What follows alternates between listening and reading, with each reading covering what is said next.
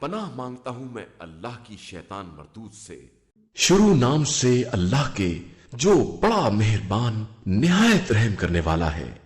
اور زمین پر چلنے والی کوئی مخلوق ایسی نہیں ہے جس کا رزق خدا کے ذمے نہ ہو۔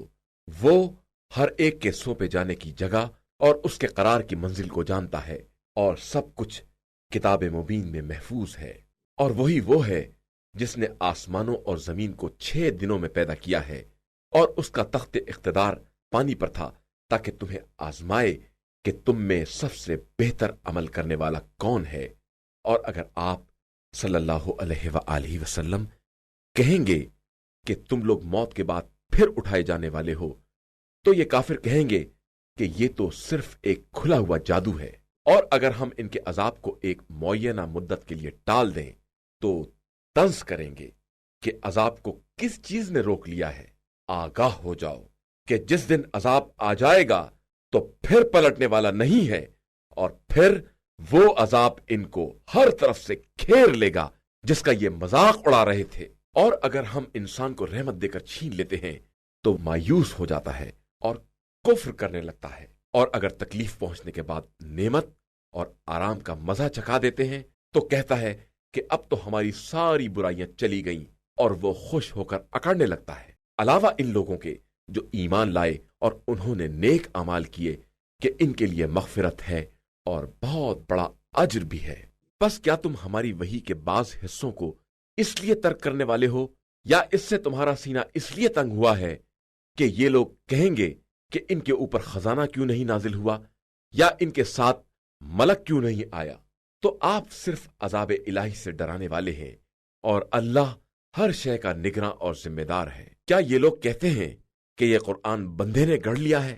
تو کہہ دیجئے کہ اس جیسے 10 سورے گڑھ کر تم بھی لے آؤ، اور اللہ کے علاوہ جس کو چاہو اپنی مدد کے لیے بلاؤ، اگر تم اپنی بات میں سچے ہو۔ پھر اگر یہ آپ صلی اللہ علیہ وآلہ وسلم کی بات قبول نہ کریں تو تم سب سمجھ لو کہ جو کچھ نازل کیا گیا ہے سب خدا کے علم سے ہے، اور اس کے علاوہ کوئی خدا نہیں ہے۔ تو کیا اب تم اسلام لانے والے ہو؟ جو شخص زندگانی دنیا اور اس کی زینت ہی چاہتا ہے، ہم اس کے اعمال کا پورا حساب یہی کر دیتے ہیں، اور کسی طرح کی کمی نہیں کرتے ہیں۔ اور یہی وہ ہیں جن کے لیے آخرت میں جہنم کے علاوہ کچھ نہیں ہے، اور ان کے سارے کاروبار برباد ہو گئے ہیں، اور سارے اعمال باطل و بے اثر ہو گئے ہیں۔ کیا جو شخص اپنے رب کی طرف سے کھلی دلیل رکھتا ہے، اور اس کے پیچھے اس کا گواہ بھی ہے، اور اس کے پہلے موسیٰ کی کتاب گواہی دے رہی ہے جو قوم کے لیے پیشوا اور رحمت تھی، وہ افطرا کرے گا؟ بے شک صاحبان ایمان اسی پر ایمان رکھتے ہیں، اور جو لوگ اس کا انکار کرتے ہیں ان کا ٹھکانہ جہنم ہے۔ تو خبردار تم اس قرآن کی طرف سے شک میں مبتلا نہ ہو، یہ خدا کی طرف سے برحق ہے، اگرچہ اکثر لوگ اس پر ایمان نہیں لاتے ہیں۔ اور اس سے بڑا ظالم کون ہے جو اللہ پر جھوٹا الزام لگاتا ہے؟ یہی وہ لوگ ہیں جو خدا کے سامنے پیش کیے جائیں گے تو سارے گواہ گواہی دیں گے کہ ان لوگوں نے خدا کے بارے میں غلط بیانی سے کام لیا ہے۔ تو آگاہ ہو جاؤ کہ ظالمین پر خدا کی لعنت ہے، جو راہ خدا سے روکتے ہیں اور اس میں کجی پیدا کرنا چاہتے ہیں، اور آخرت کے بارے میں کفر اور انکار کرنے والے ہیں۔ یہ لوگ نہ روئے زمین میں خدا کو عاجز کر سکتے ہیں، اور نہ خدا کے علاوہ ان کا کوئی ناصر و مددگار ہے۔ ان کا عذاب دگنا کر دیا جائے گا کہ یہ نہ حق بات سن سکتے تھے اور نہ اس کے منظر عام کو دیکھ سکتے تھے۔ یہی وہ لوگ ہیں جنہوں نے خود اپنے نفس کو خسارے میں مبتلا کیا، اور ان سے وہ بھی گم ہو گئے جن کا افترا کیا کرتے تھے۔ یقیناً یہ لوگ آخرت میں بہت بڑا گھاٹا اٹھانے والے ہیں۔ بے شک جو لوگ ایمان لے آئے اور انہوں نے نیک اعمال انجام دیے اور اپنے رب کی بارگاہ میں عاجزی سے پیش آئے، وہی اہل جنت ہیں اور اس میں ہمیشہ رہنے والے ہیں۔ کافر اور مسلمان کی مثال اندھے بہرے اور دیکھنے سننے والے کی ہے۔ تو کیا یہ دونوں مثال کے اعتبار سے برابر ہو سکتے ہیں؟ تمہیں ہوش کیوں نہیں آتا ہے؟ اور ہم نے نوح کو ان کی قوم کی طرف اس پیغام کے ساتھ بھیجا کہ میں تمہارے لیے کھلے ہوئے عذاب الہی سے ڈرانے والا ہوں، اور یہ کہ خبردار تم اللہ کے علاوہ کسی کی عبادت نہ کرنا، کہ میں تمہارے بارے میں دردناک دن کے عذاب کا خوف رکھتا ہوں۔ تو ان کی قوم کے بڑے لوگ جنہوں نے کفر اختیار کر لیا تھا، انہوں نے کہا کہ ہم تو تم کو اپنا ہی جیسا ایک انسان سمجھ رہے ہیں، اور تمہارے اتباع کرنے والوں کو دیکھتے ہیں کہ وہ ہمارے پس طبقے کے سادہ لوہ افراد ہیں۔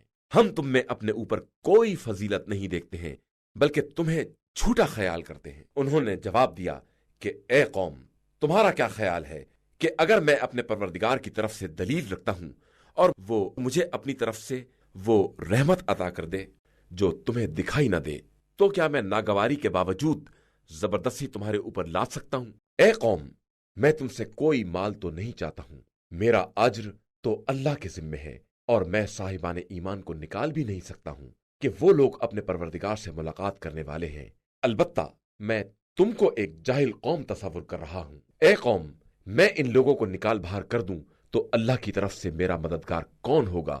کیا تمہیں ہوش نہیں آتا ہے؟ اور میں تم سے یہ بھی نہیں کہتا ہوں کہ میرے پاس تمام خدائی خزانے موجود ہیں، اور نہ ہر غیب کے جاننے کا دعویٰ کرتا ہوں، اور نہ یہ کہتا ہوں کہ میں فرشتہ ہوں، اور نہ جو لوگ تمہاری نگاہوں میں ذلیل ہیں ان کے بارے میں یہ کہتا ہوں کہ خدا انہیں خیر نہ دے گا۔ اللہ ان کے دلوں سے خوب باخبر ہے، میں ایسا کہہ دوں گا تو ظالموں میں شمار ہو جاؤں گا۔ ان لوگوں نے کہا کہ نوح، آپ نے ہم سے جھگڑا کیا اور بہت جھگڑا کیا، تو اب جس چیز کا وعدہ کر رہے تھے اسے لے آؤ اگر تم اپنے دعوے میں سچے ہو۔ نوح نے کہا کہ وہ تو خدا لے آئے گا اگر چاہے گا، اور تم اسے عاجز بھی نہیں کر سکتے ہو، اور میں تمہیں نصیحت بھی کرنا چاہوں تو میری نصیحت تمہارے کام نہیں آئے گی اگر خدا ہی تم کو گمراہی میں چھوڑ دینا چاہے۔ وہی تمہارا پروردگار ہے اور اسی کی طرف تم پلٹ کر جانے والے ہو۔ کیا یہ لوگ یہ کہتے ہیں کہ انہوں نے اپنے پاس سے گڑھ لیا ہے؟ تو آپ کہہ دیجئے، اگر میں نے گڑھا ہے تو اس کا جرم میرے ذمہ ہے، اور میں تمہارے جرائم سے بری اور بیزار ہوں۔ اور نوح کی طرف یہ وحی کی گئی کہ تمہاری قوم میں سے اب کوئی ایمان نہ لائے گا علاوہ ان کے جو ایمان لا چکے، لہٰذا تم ان کے افعال سے رنجیدہ نہ ہو، اور ہماری نگاہوں کے سامنے ہماری وحی کی نگرانی میں کشتی تیار کرو، اور ظالموں کے بارے میں مجھ سے بات نہ کرو کہ یہ سب غرق ہو جانے والے ہیں۔ اور نوح کشتی بنا رہے تھے، اور جب بھی قوم کی کسی جماعت کا گزر ہوتا تھا تو ان کا مذاق اڑاتے تھے۔ نوح نے کہا کہ اگر تم ہمارا مذاق اڑاؤ گے تو کل ہم اسی طرح تمہارا بھی مذاق اڑائیں گے، پھر عنقریب تمہیں معلوم ہو جائے گا کہ جس کے پاس عذاب آتا ہے اسے رسوا کر دیا جاتا ہے، اور پھر وہ عذاب دائمی ہی ہو جاتا ہے، یہاں تک کہ جب ہمارا حکم آ گیا اور تنور سے پانی ابلنے لگا تو ہم نے کہا کہ نوح، اپنے ساتھ ہر جوڑے میں سے 2 کو لے لو، اور اپنے اہل کو بھی لے لو، علاوہ ان کے جن کے بارے میں ہلاکت کا فیصلہ ہو چکا ہے، اور صاحبان ایمان کو بھی لے لو، اور ان کے ساتھ ایمان والے بہت ہی کم تھے۔ نوح نے کہا اب تم سب کشتی میں سوار ہو جاؤ، خدا کے نام کے سہارے اس کا بہاؤ بھی ہے اور ٹھہراؤ بھی، اور بے شک میرا پروردگار بڑا بخشنے والا مہربان ہے۔ اور وہ کشتی انہیں لے کر پہاڑوں جیسی موجوں کے درمیان چلی جا رہی تھی کہ نوح نے اپنے فرزند کو آواز دی جو الگ جگہ پر تھا کہ فرزند، ہمارے ساتھ کشتی میں سوار ہو جا اور کافروں میں نہ ہو جا۔ اس نے کہا میں عنقریب پہاڑ پر پناہ لے لوں گا، وہ مجھے پانی سے بچا لے گا۔ نوح نے کہا کہ آج حکم خدا سے کوئی بچانے والا نہیں ہے سوائے اس کے جس پر خود خدا رحم کرے۔ اور پھر دونوں کے درمیان موج حائل ہو گئی اور وہ ڈوبنے والوں میں شامل ہو گیا۔ اور قدرت کا حکم ہوا کہ اے زمین اپنے پانی کو نگل لے، اور اے آسمان اپنے پانی کو روک لے، اور پھر پانی گھٹ گیا اور کام تمام کر دیا گیا، اور کشتی کوہ جودی پر ٹھہر گئی، اور آواز آئی کہ ہلاکت قوم ظالمین کے لیے ہے۔ اور نوح نے اپنے پروردگار کو پکارا کہ پروردگار، میرا فرزند میرے اہل میں سے ہے، اور تیرا وعدہ اہل کو بچانے کا برحق ہے، اور تو بہترین فیصلہ کرنے والا ہے۔ ارشاد ہوا کہ نوح، یہ تمہارے اہل سے نہیں ہے، یہ عمل غیر صالح ہے، لہٰذا مجھ سے اس چیز کے بارے میں سوال نہ کرو جس کا تمہیں علم نہیں ہے۔ میں تمہیں نصیحت کرتا ہوں کہ تمہارا شمار جاہلوں میں نہ ہو جائے۔ نوح نے کہا کہ خدایا، میں اس بات سے پناہ مانگتا ہوں کہ اس چیز کا سوال کروں جس کا علم نہ ہو، اور اگر تو مجھے معاف نہ کرے گا اور مجھ پر رحم نہ کرے گا تو میں خسارہ والوں میں ہو جاؤں گا۔ ارشاد ہوا، نوح، ہماری طرف سے سلامتی اور برکتوں کے ساتھ کشتی سے اترو، یہ سلامتی اور برکت تمہارے ساتھ کی قوم پر ہے، اور کچھ قومیں ہیں جنہیں ہم پہلے راحت دیں گے، اس کے بعد ہماری طرف سے دردناک عذاب ملے گا۔ پیغمبر صلی اللہ علیہ وآلہ وسلم یہ غیب کی خبریں ہیں جن کی ہم آپ صلی اللہ علیہ وآلہ وسلم کی طرف وحی کر رہے ہیں، جن کا علم نہ آپ کو تھا اور نہ آپ کی قوم کو، لہذا آپ صلی اللہ علیہ وآلہ وسلم صبر کریں کہ انجام صاحبان تقوی کے ہاتھ میں ہے۔ اور ہم نے قوم عاد کی طرف ان کے بھائی ہود کو بھیجا تو انہوں نے کہا کہ قوم والو، اللہ کی عبادت کرو، اس کے علاوہ تمہارا کوئی معبود نہیں ہے، تم صرف افطرا کرنے والے ہو۔ قوم والو، میں تم سے کسی اجرت کا سوال نہیں کرتا، میرا اجر تو اس پروردگار کے ذمے ہے جس نے مجھے پیدا کیا ہے، کیا تم عقل استعمال نہیں کرتے ہو؟ اے قوم، خدا سے استغفار کرو، اس کے بعد اس کی طرف ہمتن متوجہ ہو جاؤ، وہ آسمان سے موسلا دھار پانی برسائے گا اور تمہاری موجودہ قوت میں قوت کا اضافہ کر دے گا، اور خبردار مجرموں کی طرح منہ نہ پھیر لینا۔ ان لوگوں نے کہا کہ اے ہود، تم کوئی معجزہ تو لائے نہیں، اور ہم صرف تمہارے کہنے پر اپنے خداؤں کو چھوڑنے والے اور تمہاری بات پر ایمان لانے والے نہیں ہیں، ہم صرف یہ کہنا چاہتے ہیں کہ ہمارے خداؤں میں سے کسی نے آپ کو دیوانہ بنا دیا ہے۔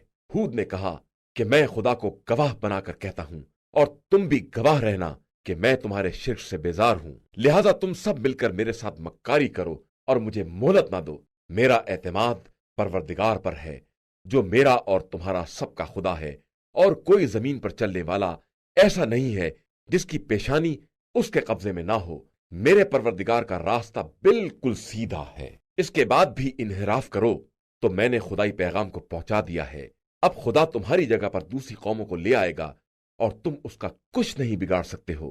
بے شک میرا پروردگار ہر شے کا نگراں ہے۔ اور جب ہمارا حکم آ گیا تو ہم نے ہود اور ان کے ساتھ ایمان لانے والوں کو اپنی رحمت سے بچا لیا اور انہیں سخت عذاب سے نجات دے دی۔ یہ قوم عاد ہے جس نے پروردگار کی آیتوں کا انکار کیا، اس کے رسولوں کی نافرمانی کی اور ہر ظالم و سرکش کا اتباع کر لیا، اور اس دنیا میں بھی اور قیامت میں بھی ان کے پیچھے لعنت لگا دی گئی ہے۔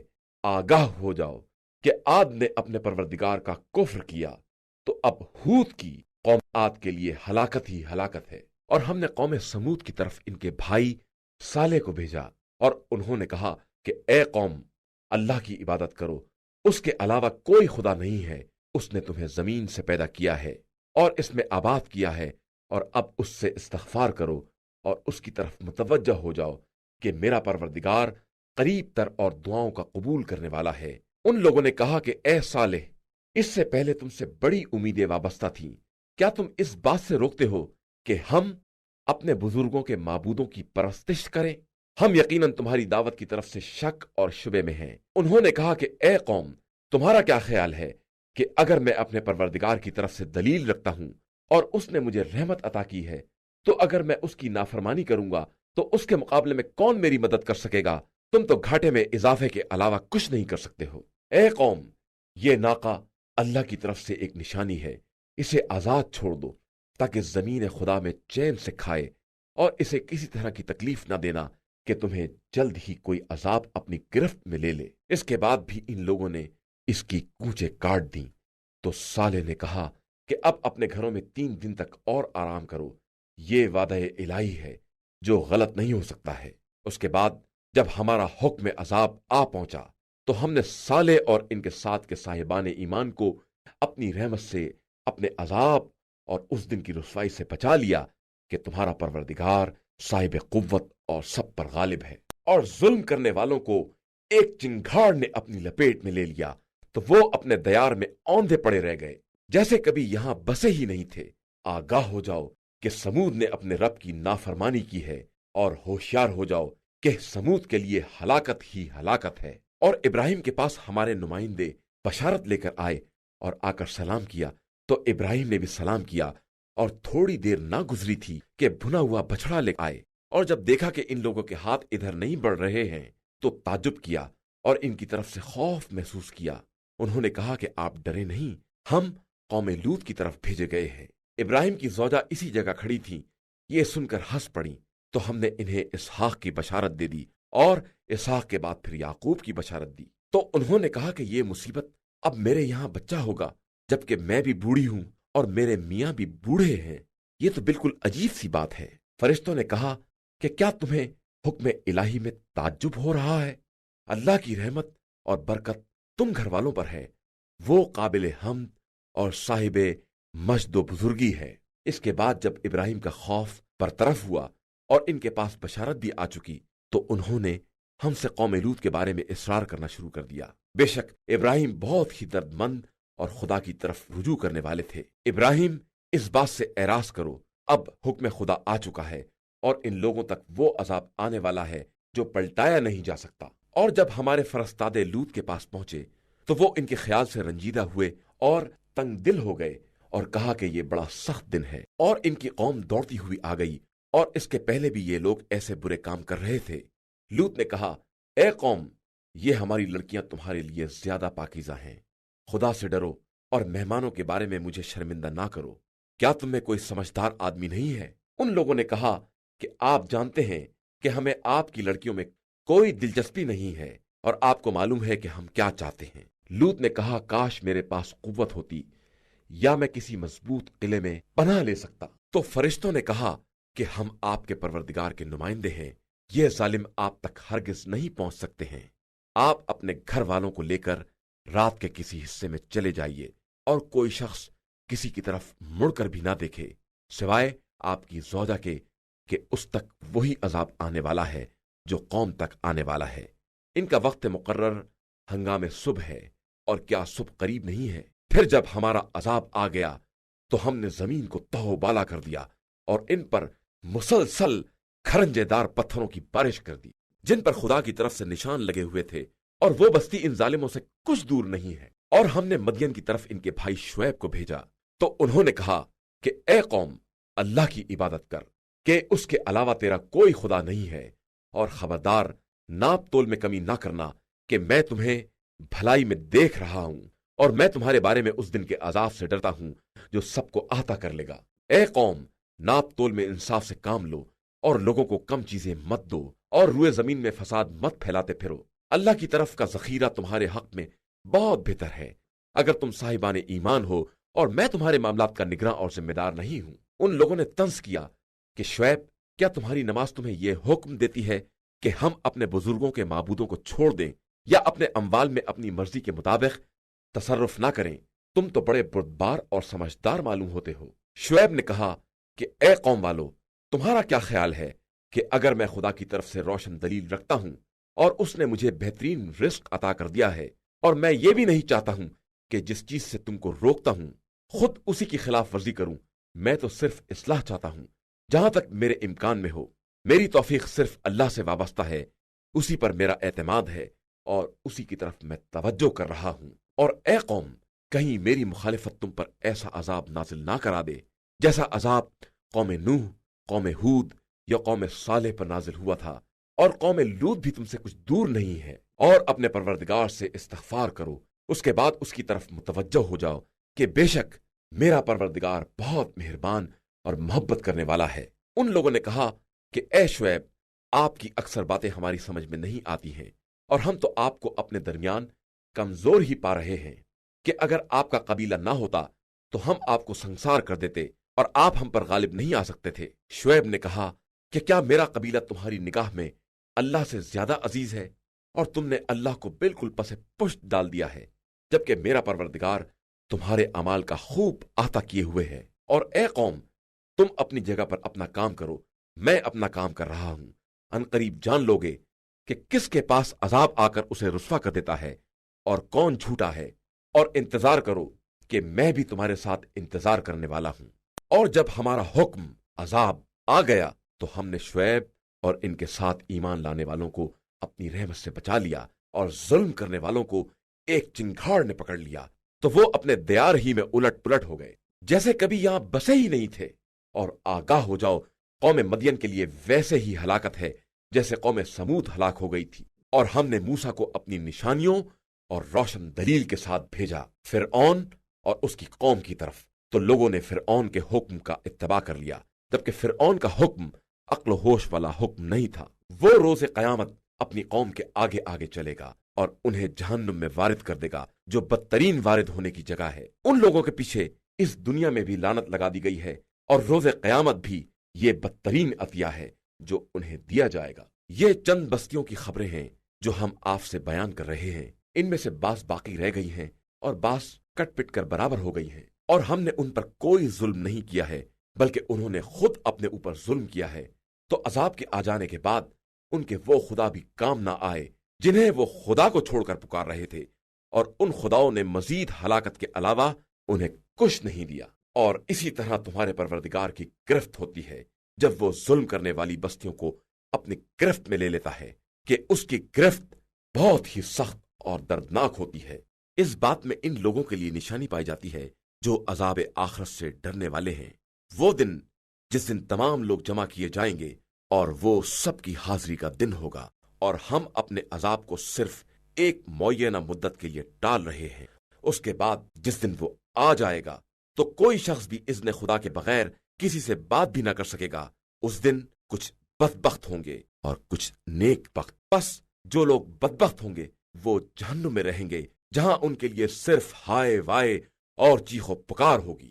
وہ وہیں ہمیشہ رہنے والے ہیں جب تک آسمان و زمین قائم ہے، مگر یہ کہ آپ کا پروردگار نکالنا چاہے کہ وہ جو بھی چاہے کر سکتا ہے۔ اور جو لوگ نیک بخت ہیں وہ جنت میں ہوں گے اور وہیں ہمیشہ رہیں گے جب تک کہ آسمان و زمین قائم ہے، مگر یہ کہ پروردگار اس کے خلاف چاہے۔ یہ خدا کی ایک عطا ہے، لہذا خدا کے علاوہ جس کی بھی یہ پرستش کرتے ہیں اس کی طرف سے آپ کسی شبے میں نہ پڑیں۔ یہ اسی طرح پرستش کر رہے ہیں جس طرح ان کے باپ دادا کر رہے تھے، اور ہم انہیں پورا پورا حصہ بغیر کسی کمی کے دیں گے۔ اور ہم نے موسیٰ کو کتاب دی تو اس میں بھی اختلاف پیدا کر دیا گیا، اور اگر تمہارے پروردگار کی طرف سے پہلے بات نہ ہو گئی ہوتی تو ان کے درمیان فیصلہ کر دیا جاتا، اور یہ لوگ اس عذاب کی طرف سے شک میں پڑے ہوئے ہیں۔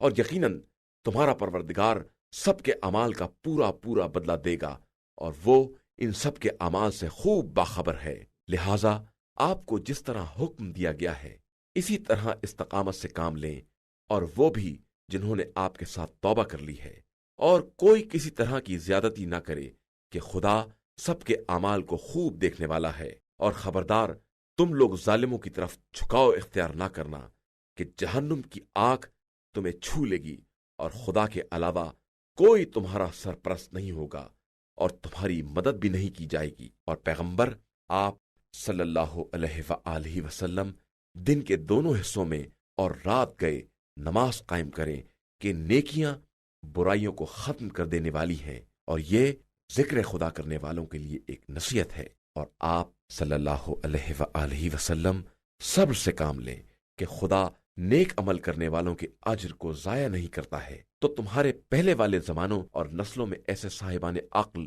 کیوں نہیں پیدا ہوئے جو لوگوں کو زمین میں فساد پھیلانے سے روکتے، علاوہ ان چند افراد کے جنہیں ہم نے نجات دے دی، اور ظالم تو اپنے عیش ہی کے پیچھے پڑے رہے، اور یہ سب کے سب مجرم تھے۔ اور آپ صلی اللہ علیہ وآلہ وسلم کے پروردگار کا کام یہ نہیں ہے کہ کسی قریہ کو ظلم کر کے تباہ کر دے، جبکہ اس کے رہنے والے اصلاح کرنے والے ہوں۔ اور اگر آپ صلی اللہ علیہ وآلہ وسلم کا پروردگار چاہ لیتا تو سارے انسانوں کو ایک قوم بنا دیتا، لیکن وہ جبر نہیں کرتا ہے، لہذا یہ ہمیشہ مختلف ہی رہیں گے، علاوہ ان کے جن پر خدا نے رحم کر دیا ہو، اور اسی لیے انہیں پیدا کیا ہے۔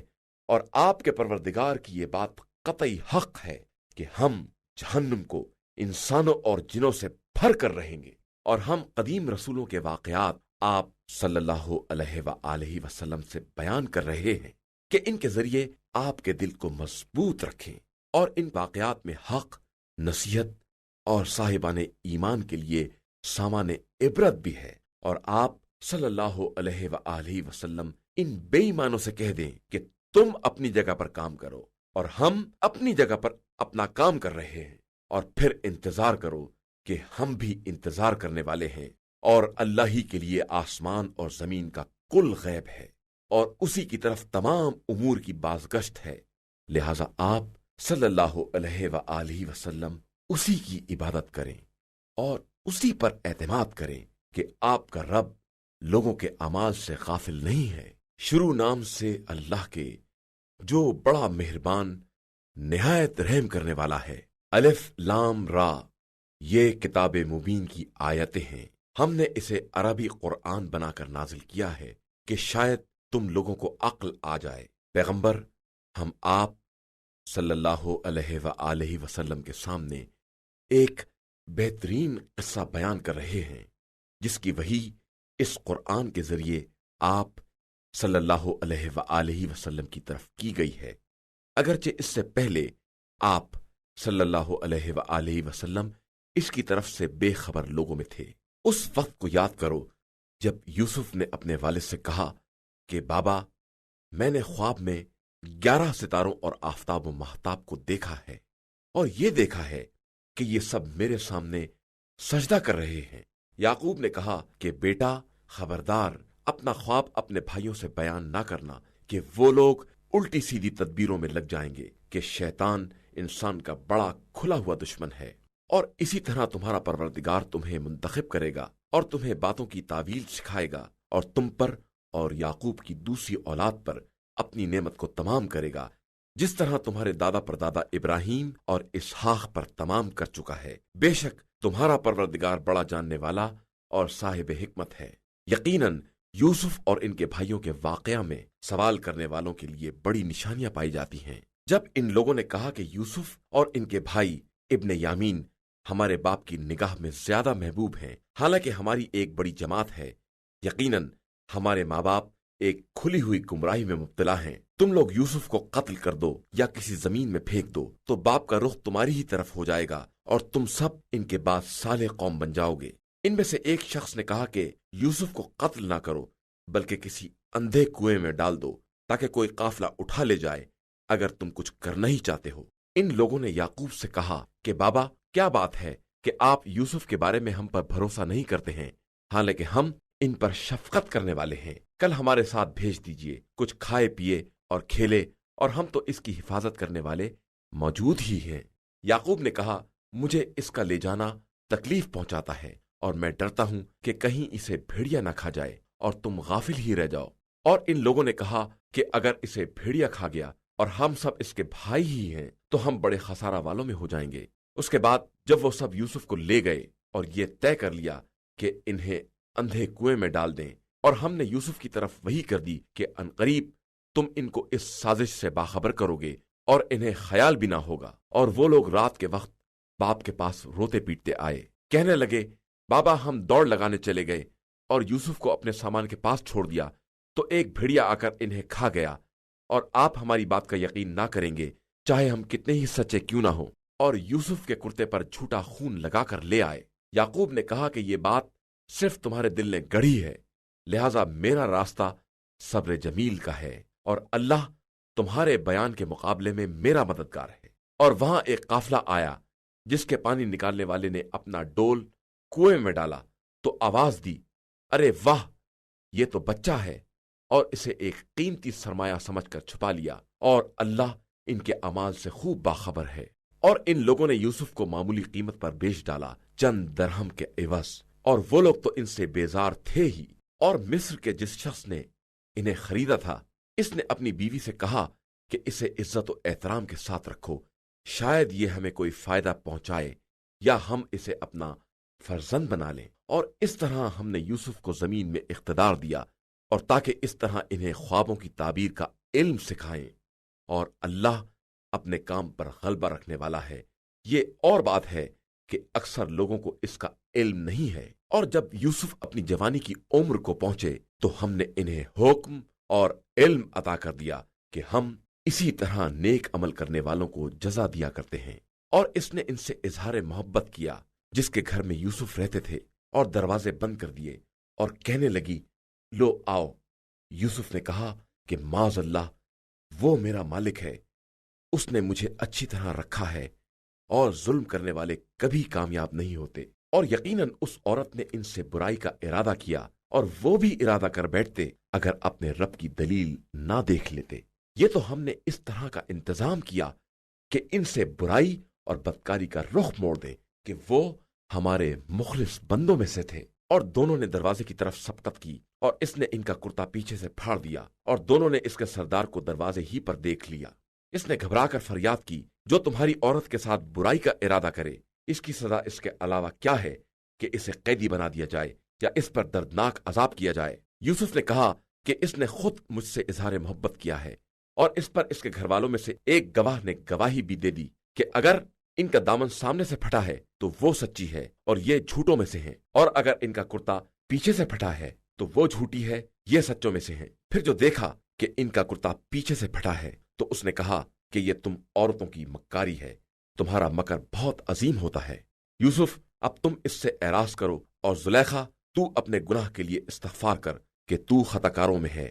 اور پھر شہر کی عورتوں نے کہنا شروع کر دیا کہ عزیز مصر کی عورت اپنے جوان کو اپنی طرف کھینچ رہی تھی اور اسے اس کی محبت نے مدہوش بنا دیا تھا۔ ہم یہ دیکھ رہے ہیں کہ یہ عورت بالکل ہی کھلی ہوئی گمراہی میں ہے۔ پھر جب زلیخا نے ان عورتوں کی مکاری اور تشہیر کا حال سنا تو بلا بھیجا اور ان کے لیے پرتکلف دعوت کا انتظام کر کے مسند لگا دی اور سب کو ایک ایک چھری دے دی، اور یوسف سے کہا کہ تم ان کے سامنے سے نکل جاؤ۔ پھر جیسے ہی ان لوگوں نے دیکھا تو بڑا حسین و جمیل پایا اور اپنے ہاتھ کاٹ ڈالے اور کہا کہ ماشاء اللہ، یہ تو آدمی نہیں ہے بلکہ کوئی محترم فرشتہ ہے۔ زلیخا نے کہا کہ یہی وہ ہے جس کے بارے میں تم لوگوں نے میری ملامت کی ہے، اور میں نے اسے کھینچنا چاہا تھا کہ یہ بچ کر نکل گیا، اور جب میری بات نہیں مانی تو اب قید کیا جائے گا اور ذلیل بھی ہوگا۔ یوسف نے کہا کہ پروردگار، یہ قید مجھے اس کام سے زیادہ محبوب ہے جس کی طرف یہ لوگ دعوت دے رہی ہیں، اور اگر تو ان کے مکر کو میری طرف سے موڑ نہ دے گا تو میں ان کی طرف مائل ہو سکتا ہوں اور میرا شمار بھی جاہلوں میں ہو سکتا ہے۔ تو ان کے پروردگار نے ان کی بات قبول کر لی اور ان عورتوں کے مکر کو پھیر دیا کہ وہ سب کی سننے والا اور سب کا جاننے والا ہے۔ اس کے بعد ان لوگوں کو تمام نشانیاں دیکھنے کے بعد بھی یہ خیال آ گیا کہ کچھ مدت کے لیے یوسف کو قیدی بنا دیں، اور قید خانے میں ان کے ساتھ 2 جوان اور داخل ہوئے۔ ایک نے کہا کہ میں نے خواب میں اپنے کو شراب نچوڑتے دیکھا ہے، اور دوسرے نے کہا کہ میں نے دیکھا ہے کہ میں اپنے سر پر روٹیاں لادے ہوں اور پرندے اس میں سے کھا رہے ہیں۔ ذرا اس کی تعویل تو بتاؤ کہ ہماری نظر میں تم نیک کردار معلوم ہوتے ہو۔ یوسف نے کہا کہ جو کھانا تم کو دیا جاتا ہے وہ نہ آنے پائے گا، اور میں تمہیں تعبیر بتا دوں گا۔ یہ تعبیر میرے پروردگار نے بتائی ہے، اور میں نے اس قوم کے راستے کو چھوڑ دیا ہے جس کا ایمان اللہ پر نہیں ہے اور وہ روز آخرت کا بھی انکار کرنے والی ہے۔ میں اپنے باپ دادا ابراہیم، اسحاق اور یعقوب کے طریقے کا پیرو ہوں۔ میرے لیے ممکن نہیں ہے کہ میں کسی چیز کو بھی خدا کا شریک بناؤں۔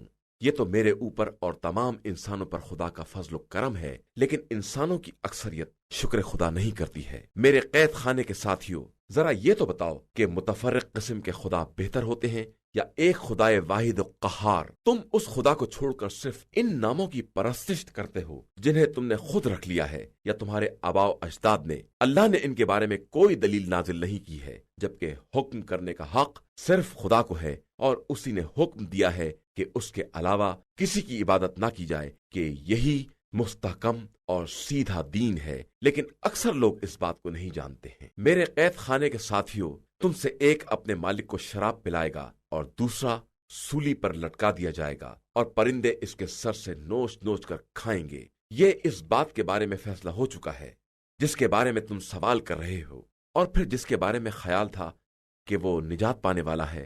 اس سے کہا کہ ذرا اپنے مالک سے میرا بھی ذکر کر دینا، لیکن شیطان نے اسے مالک سے ذکر کرنے کو بھلا دیا، اور یوسف چند سال تک قید خانے ہی میں پڑے رہے۔ اور پھر ایک دن بادشاہ نے لوگوں سے کہا کہ میں نے خواب میں 7 موٹی گائیں دیکھی ہیں جنہیں 7 پتلی گائیں کھائے جا رہی ہیں، اور 7 ہری تازی بالیاں دیکھی ہیں اور 7 خشک بالیاں دیکھی ہیں۔ تم سب میرے خواب کے بارے میں رائے دو، اگر تمہیں خواب کی تعبیر دینا آتا ہو تو۔ ان لوگوں نے کہا کہ یہ تو ایک خواب پریشان ہے اور ہم ایسے خوابوں کی تعبیر سے باخبر نہیں ہیں۔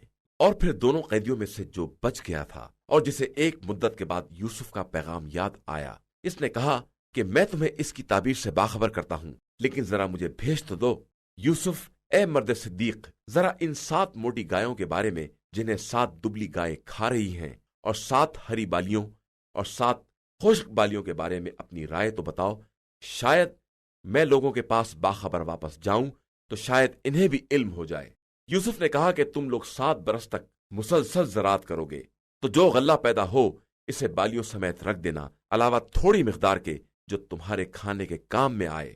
اس کے بعد 7 سخت سال آئیں گے جو تمہارے سارے ذخیروں کو کھا جائیں گے، علاوہ اس تھوڑے مال کے جو تم نے بچا کر رکھا ہے۔ اس کے بعد 1 سال آئے گا جس میں لوگوں کی فریاد رسی اور بارش ہوگی اور لوگ خوب انگور نچوڑیں گے۔